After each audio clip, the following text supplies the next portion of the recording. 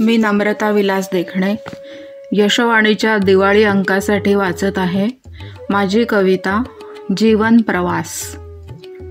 निरभ्र गगनात स्वप्नांचे चित्र उभारतो हा जीवन प्रवास। कधी दूर गेलेल्या जिवलगांना जवळ आणतो, तर कधी चुकलेल्या पावलांना दिशा दाखवतो हा प्रवास। मनातल्या चांदण्यांना सुखद प्रकाशाची सोबत करतो हा प्रवास, तर कधी जबाबदाऱ्या झुगारून स्वच्छंदी बनवतो हा प्रवास। सुंदर आठवणी जाग्या करतो हा मनप प्रवास। कधी वाळवंट मनी आणतो, तर कधी चिंब पावसात भिजवतो हा प्रवास। चंचल मनाला पंखाचे बळ देतो हा जीवन प्रवास, तर कधी स्वच्छंदी फुलपाखरासारखा मनाला फुलवतो हा प्रवास।